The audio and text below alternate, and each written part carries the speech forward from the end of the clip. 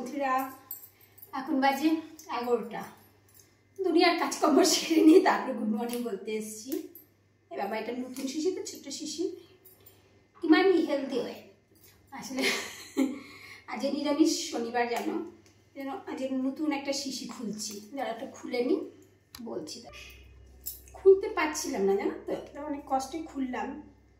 লোকে কোনো কিছু খুলতে না পারলে তার হাজব্যান্ডের কাছে যায়, যেটা একটু খুলে টুলে। আমি ওনার কাছে ভরসাই পাই না, ওর তো মুচড়ে মুচড়ে ভেঙেই দেবে না, কি করবে, ও নিজেকেই করতে হয়।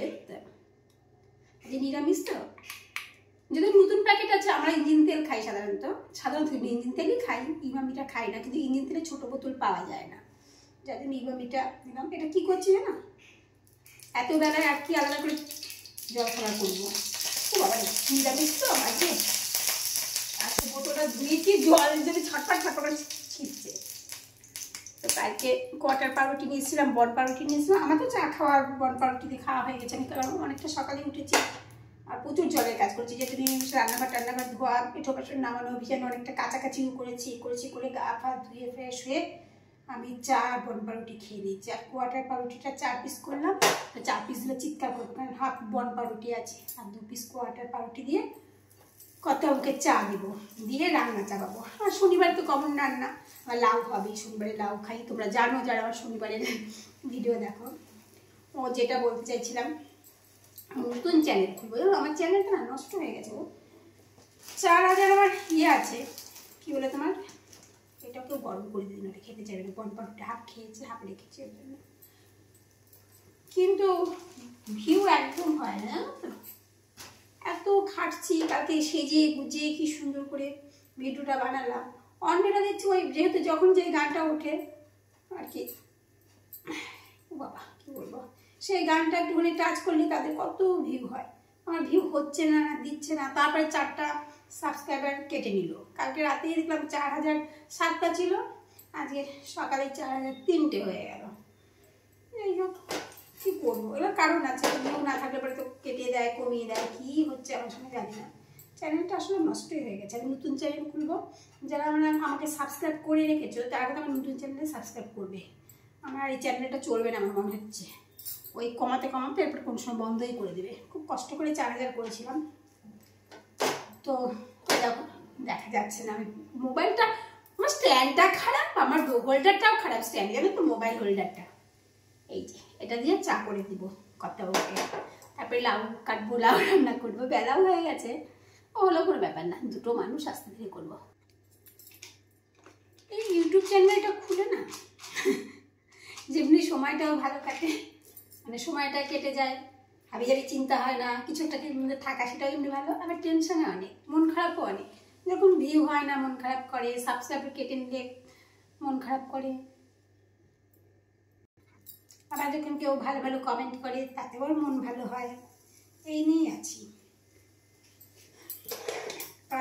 কাজকর্মের মাঝে একটু ভিডিও ফোনটা নিয়ে ঘাটাঘাটি করা, সবার সঙ্গে যেন একটা পরিচয় থেকে যেন আত্মার মিল, তাদের প্রতি একটা টান চলে আসে, ভালোবাসা চলে আসে, বন্ধুত্ব হয়ে যায়, ভালোই লাগে, কিন্তু খারাপও লাগে। তার সঙ্গে যদি সব কিছু ঠিকঠাক থাকে, আসলে সব কিছুই পাবো একবার, দেখা হয় না। চাটা দিয়ে আসি।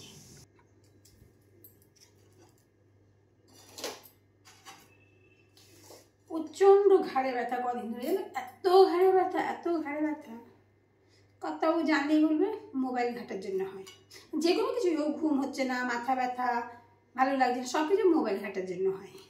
কাজ করার জন্য কিছু হয় না। কোনো সময় বলো না এত কাজ করো না, এই জন্য হতে পারে, ওটা করো না, মোবাইল ঘাটার জন্য, সব কিছু মোবাইল ঘাটার জন্য। এই রাখো শনিবারের লাউ আমার, এবার এই লাউটা কাটবো, লাউ রান্না হবে। আর কি হবে, একটা ঝোল তো হবেই, চাটনিটাও হবে, কারণ কথাও চাটনি ছাড়া খেতে পারে না। টমেটো চাটনি করবো, লাউ ঘন্ট করবো, আর কিসের ঝোল করবো বুঝতে পারছি না। ফুলকপিও আছে না, ডাল করবো, আর ইচ্ছা নেই, দেখা যাক কী করি। এই হলো সেকেন্ডবার চা করতে আমাকে দিচ্ছে, চায়ের বাটিতে অনেকটা চা রয়েও গেছে। তাহলে রাস্তায় আমরা ওই চা 6 টাকাতে কিনে খাই, আর ঘরে চাটা আমার চায়ের শুনে পড়ে থাকে, মানে ফেলে দিতে হয়। ফুলকপি কেটেছি, ফুলকপির একটু ভাপিয়ে নামিয়ে রেখে তারপরে লাউটা চাপাবো। মোজাটা কেচে দিয়েছি, গেঞ্জিটা কেচে দিয়ে আমার কিছু কাছাকাছি করেছি, তার সঙ্গে মোজা গেঞ্জি ওগুলো কর্তাবুর কেচেছি। কর্তাবুর আর মোজাগুলো কোথায় আছে খুঁজেও পাচ্ছি না। আজকে 3টের মধ্যেই বেরিয়ে যাবেন, কালকে 26শে জানুয়ারি, তো প্রজাতন্ত্র দিবস, ফ্ল্যাগ হোস্টিং করতে হবে কর্তাবাবুকে। তো সল্টলেক তো যথেষ্ট দূরে, তো মানে ভোরবেলা গিয়ে যদি ঠিক টাইম মতো না পৌঁছাতে পারি, 9টার আগেই পৌঁছাতে হবে। তো আজকে বিকেলেই চলে যাবে অফিসে, কালকে সকালে ফ্ল্যাগ হোস্টিং করে তারপরে কখন আসবে জানি না, অফিস অফিস করে আসবে নাকি। আমি আবার সকালে মোজাটা নোংরা হয়েছে বলে মোজাটা কেচে দিয়েছি। আজ রোদের জোর নেই, কি রোদ নেই, একদমই নেই, মেঘলা ওয়েদার লাগছে। যদি না শুকায় তো দক্ষ যুদ্ধে লাগবে। অন্য মোজা কোথায় মনেও নেই, মাথায় নেই, কোথায় কি ঢুকিয়েছি বিয়ের অনুষ্ঠানে। রোজ এটা চাই ওটা চাই, এখান থেকে ওখান থেকে টেনে হিচড়ে খুঁজে বের করছি, মানে ঘর দুয়ারে কোথায় কি। মেয়ে বিদেশে চলে যাওয়ার পরে ওর যত জামা কাপড় টোপড় আছে, যা আছে আমি সব বের করে দেবো একদম, 2-1টা রাখা ছাড়া। মানে এত রয়ে গেছে ছেলের আর মেয়ের, আমার রাখার জায়গা হচ্ছে না। আর আলমারিতে তো জায়গা নেই, হাবিজাবিতে ভর্তি, কাজের জিনিস ভরার জায়গা নেই। মেয়েকে কল করলাম, মেয়ে আছে এখন ব্যাঙ্গালোরে আছে, মানে ওরা তো ব্যাঙ্গালোরে থাকে, তোমরা যারা আমার ভিডিও দেখো জানো। তো মেয়েকে কল করে ওরা উঠে গেছে, জল খাবার খাবে বললো, বাটার পাউরুটি খাবে। মেয়ের মনটাতে খুব খারাপ। মেয়ের মনটা আজকেই খারাপ না, যেদিন ব্যাঙ্গালোরে গেল সেদিন থেকেই খারাপ।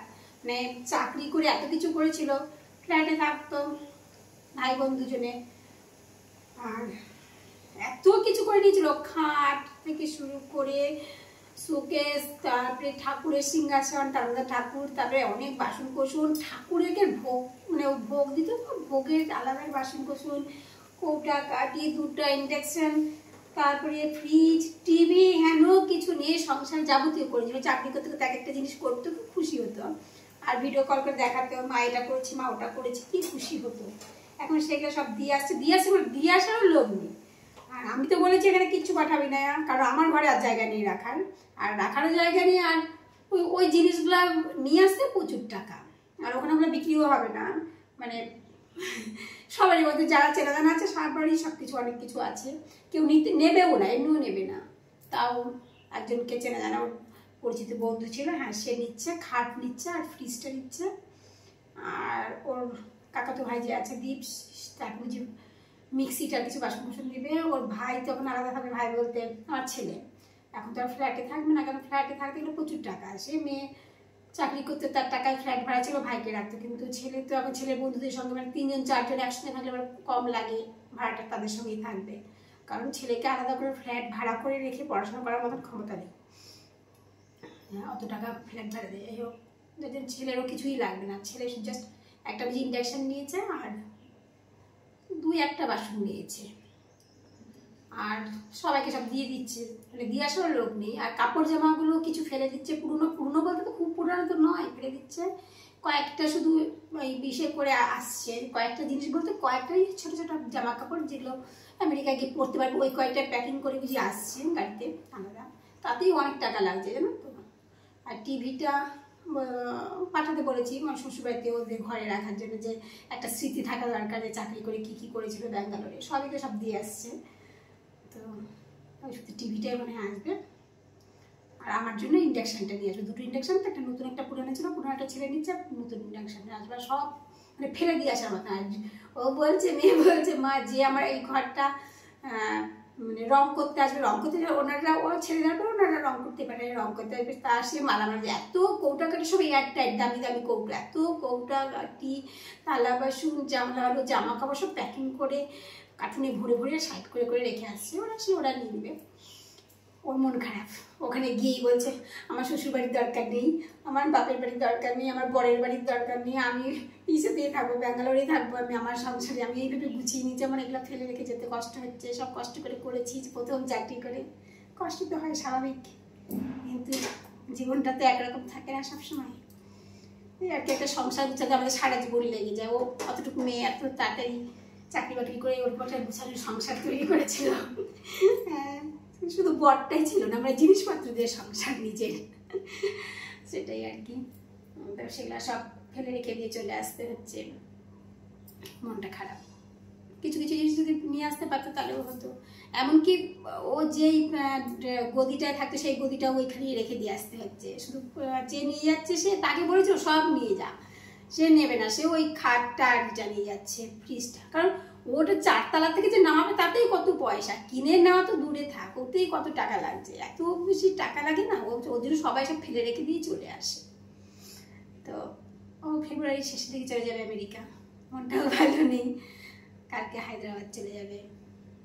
এভাবে চলছে ওদের, আমাদের সংসার, ওদের সংসার। জানি না আর কতদূর কী হবে, কী এগোবে। তোমাদেরকে প্রথমে দেখালাম আমি ছোট্ট তেলের বোতলটা নতুন শনিবারের জন্য। আর